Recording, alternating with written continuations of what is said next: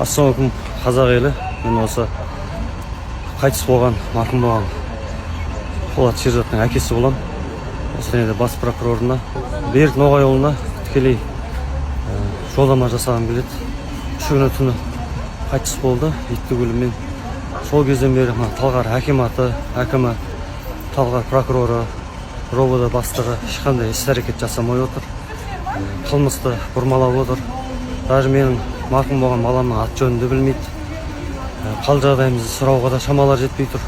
Түннің жарымында бізді тергеуге шақырып, өзімізді қорқызып, өзімізге арыз жаздырып отыр бұл кісілер. Сол сізден сұрайтыным, ашық сот болуын талап етемін. Мен бұл жерге шығу себебім алаңға. Өлетін балам өлді. Алатын болса мені де алсын, мені де қамасын. Бірақ әділ шешім, ашық сот болсын. Соны талап етемін. Тек ашық сот болуын талап етемін. Және де менің баламмен жасты балдар, одан кіші балдар пышақталмасын, өлмесін, аналар жыламасын деймін. Болса айтарым. Бірақ мен қылмыс жасап, біреуді өлдіруге, Талғарда бір үлкен қылмыс жасауға ешкімді шақырғаным жоқ. Жалғыз өзім келдім, халық мені көріп жиналып жатыр. Айтарым осы.